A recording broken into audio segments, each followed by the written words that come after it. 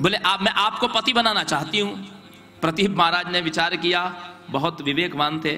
उन्होंने कहा कि आप मुझे पति बनाना चाहती है, आप मेरी दाहिनी जंघा पर बैठी हैं। ये दाहिनी जंघा तो पुत्री का स्थान होता है।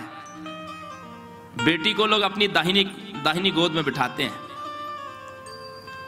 और पत्नी का स्थान बायां, वामांग, वामोरु। पत्नी को वामोरु कहा गया कि बाईं जंघा पर विराजमान होती है पत्नी, और आप आकर के बैठिए पुत्री के स्थान पर, तो मैं आपको पत्नी तो नहीं बना सकता। मेरे पुत्र हैं, उनका नाम है शंतनु। उन शंतनु के साथ में मैं आपका विवाह कर सकता हूं। गंगा वहां से अंतर्ध्यान हो गई। आदेश मिल चुका था कि शंतनु के साथ में।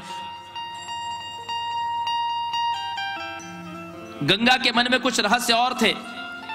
गंगा इस रहस्य को शंतनु से भी छिपा कर रखना चाहती थी। इसलिए गंगा जी ने पहले शंतनु को अपने रूप से मोहित किया।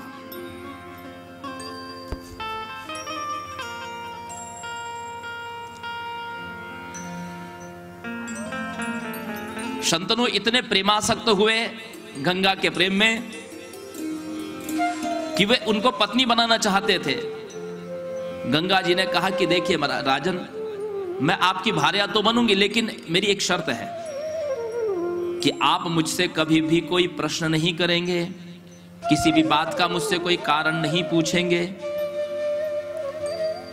मैं कुछ भी करूं, लेकिन आप मुझसे कभी प्रश्न नहीं करेंगे। शंतनु ने स्वीकार किया। विवाह हुआ, गंधर्व विवाह हुआ। विवाह के उपरांत गंगा ने गर्भ को धारण किया। पहला जब प्रसव हुआ तो उस बालक को लेकर के, यह वसुओं में पहला वसु था, वशिष्ठ जी के श्राप से मुक्त करने के लिए गंगा जी उसको जल में डुबो आई। जब राजा को पता चला कि मेरे पुत्र को स्वयं उसकी मां ने ही मार दिया, मेरी पत्नी ने मार दिया, राजा शोकागार में डूब गए।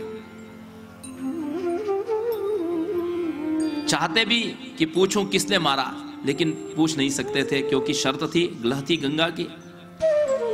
ऐसे क्रमशः 7 पुत्रों को गंगा ने मार दिया।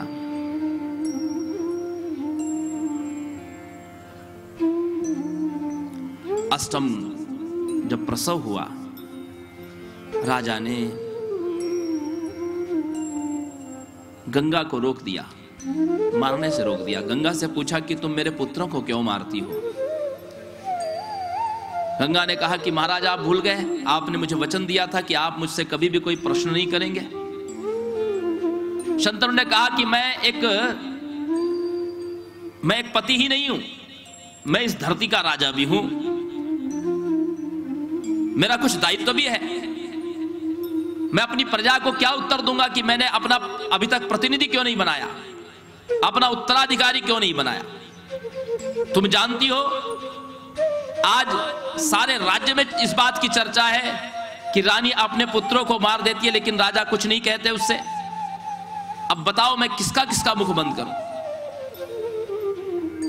गंगा ने सारी बातें खोल करके रख दी, अपने श्राप की और उनके पुत्र वसुओं की श्राप की बात शंतनु को बता दी।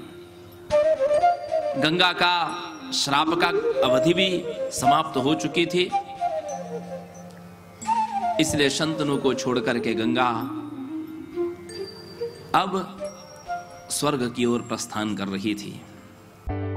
सर्वधर्म संगम टीवी चैनल को लाइक, शेयर और सब्सक्राइब करें। साथ ही बेल आइकन को प्रेस करना ना भूलें।